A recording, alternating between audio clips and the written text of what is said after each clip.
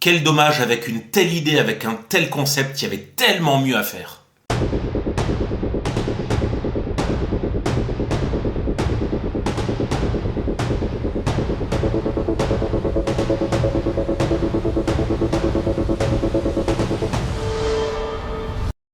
Bonjour à toutes, bonjour à tous, j'espère que vous allez bien, moi je kiffe la saucisse comme d'habitude. Je vais vous parler aujourd'hui d'un film qui m'a beaucoup frustré. Non pas parce que j'en attendais énormément, mais parce que le pitch m'a beaucoup alléché. Je vais vous parler de Vicious, le dernier film en date, sorti cette année, de Brian Bertino. Vous allez voir que Bertino, c'est un petit coquin, il n'a pas envie qu'on se sente bien chez nous. Vicious, c'est l'histoire de Polly, interprétée par Dakota Fanning.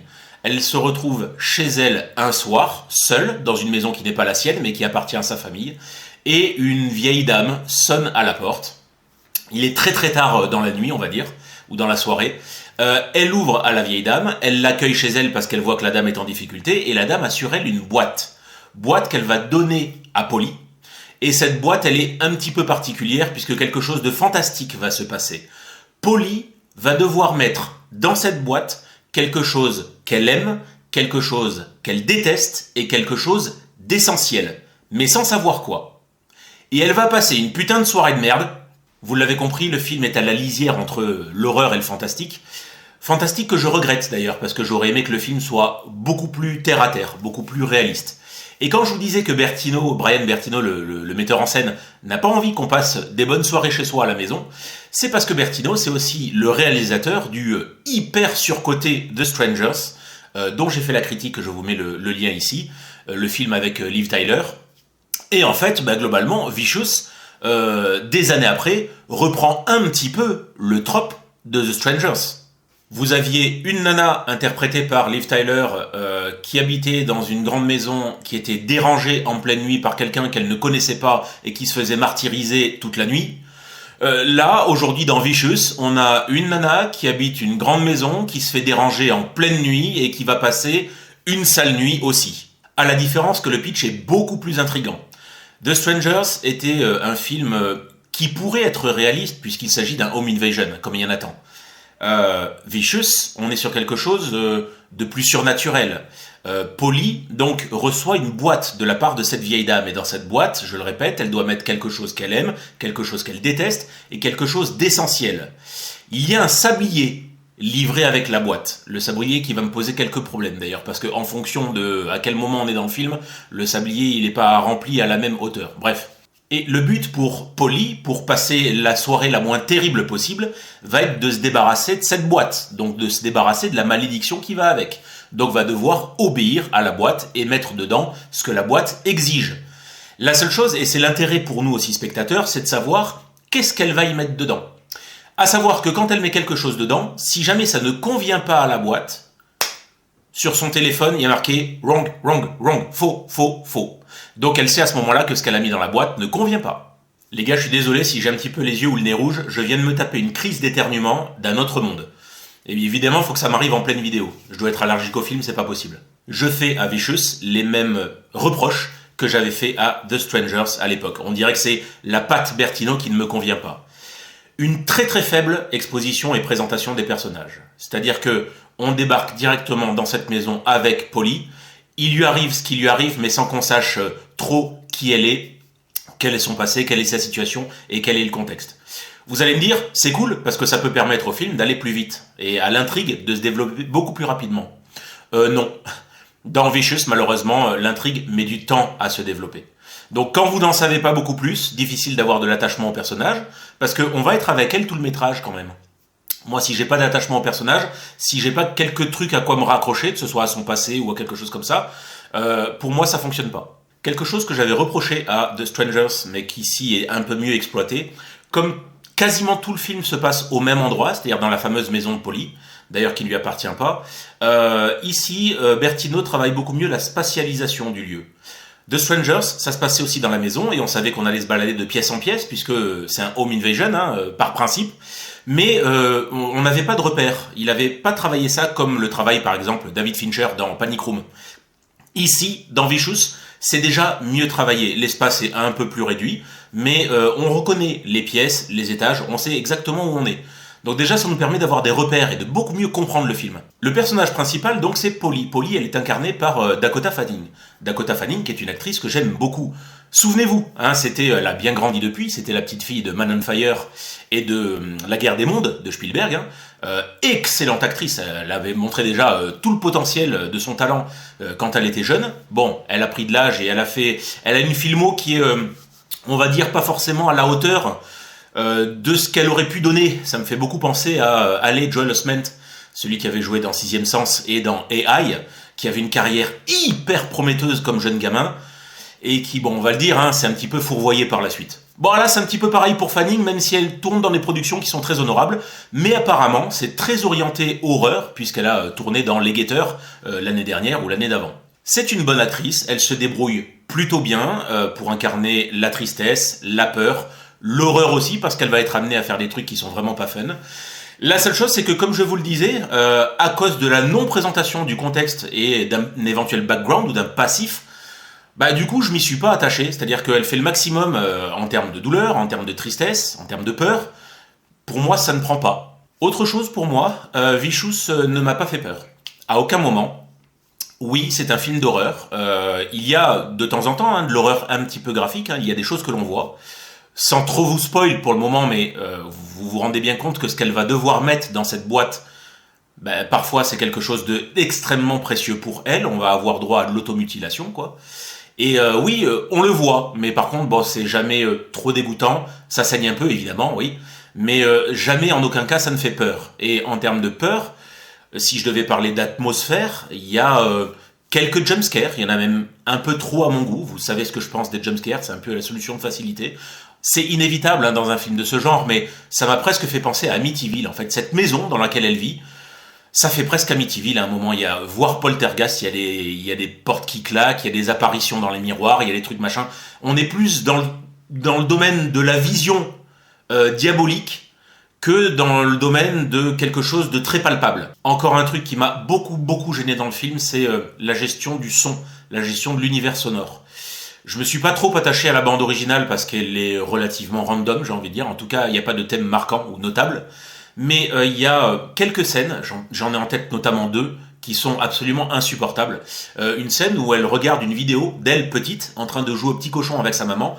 Ça tourne en boucle, ça fait énormément de bruit, ça parle beaucoup, en répétition, ça dure un temps infini.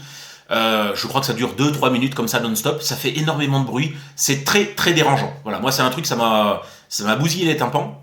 Et un peu plus tard dans le film, il y a une scène où il y a des téléphones qui sonnent partout, là aussi ça dure hyper longtemps, c'est extrêmement stressant. Mais stressant, pas dans le sens où c'est bien parce qu'on est en tension dans le film. Stressant dans le sens où c'était hyper dérangeant, moi c'était beaucoup de bruit pour rien finalement. Parlons du scénario maintenant et de l'histoire. Le film se déroule sur une même unité de temps et de lieu.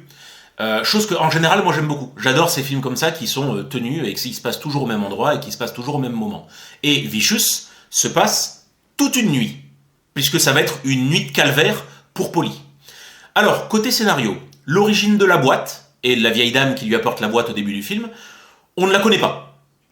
Bon, ça me dérange un peu, mais pourquoi pas. Il y a un côté... la quatrième dimension qui est plutôt pas mal. Parlons scénario maintenant.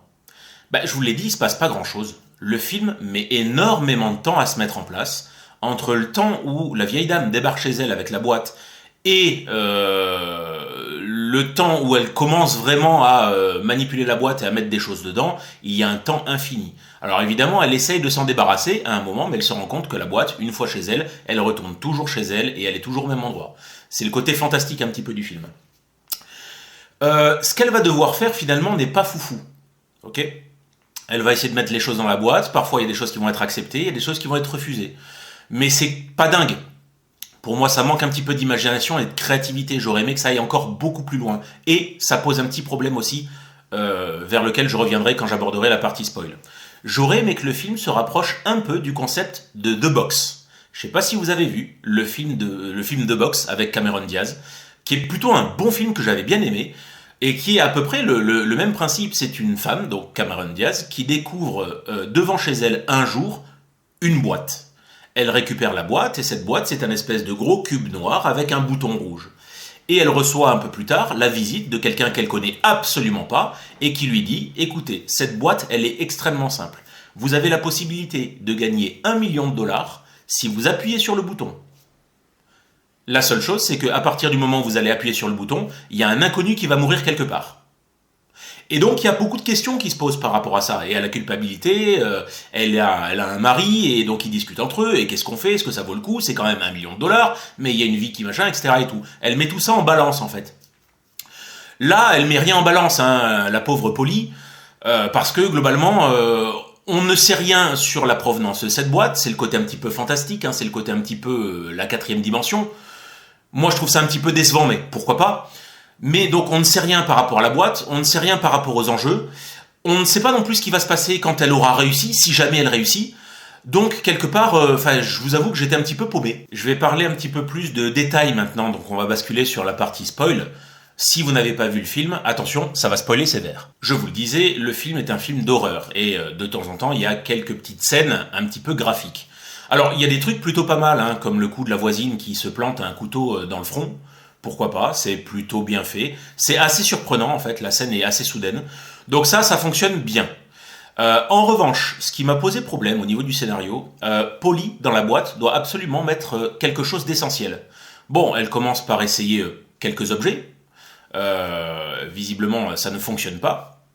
Et à un moment, elle se rend compte que quelque chose d'essentiel, c'est peut-être une partie de son corps. Et elle décide de se couper un orteil. En l'occurrence, de mémoire, je crois que c'est le petit doigt d'un des pieds. Bon, et donc on le voit, hein, la scène, donc elle prend quelque chose, je crois que c'est un sécateur, hein, et elle commence à s'attaquer l'orteil, etc. C'est relativement graphique, hein, c'est assez violent. C'est pas non plus hyper effrayant, on a vu bien pire, hein, c'est pas Hostel non plus, quoi. Mais voilà, donc elle se coupe l'orteil, elle met l'orteil dans la boîte, elle ferme la boîte, elle attend un petit peu, et sur son téléphone, il est marqué « faux, faux, faux ». Donc elle se rend compte que c'était pas l'orteil.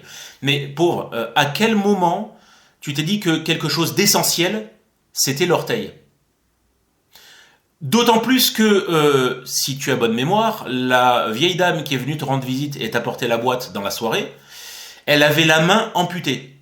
C'est-à-dire qu'elle s'était coupée un ou des doigts. Et globalement, c'est quelque chose de déjà plus essentiel, les doigts de la main, plutôt qu'un doigt du pied. D'accord? Donc on va dire que tu t'es mutilé pour rien.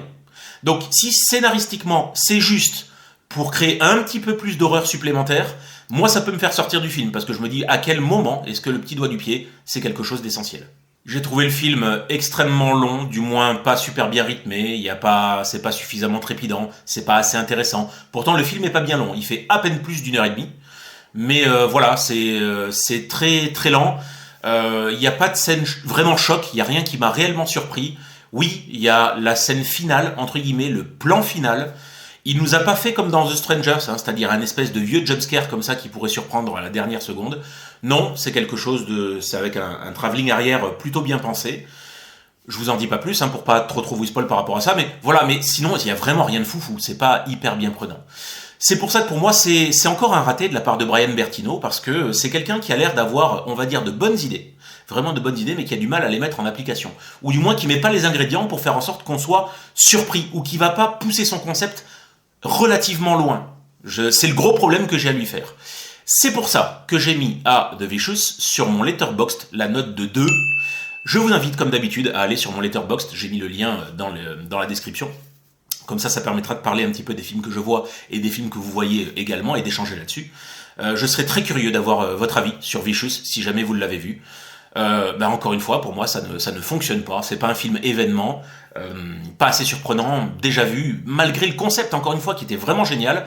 Il pousse pas son concept suffisamment loin. Voilà, ça manque de surprise, ça manque de mise en tension, ça manque de grosse mise en ambiance. Et pour moi, vous l'avez vu, il est encore moins réussi que The Strangers, qui pourtant, pour moi, était complètement surcoté.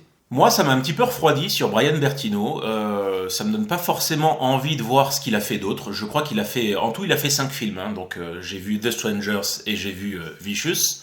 Je sais qu'il en a fait 3 autres dans le cœur de la meule.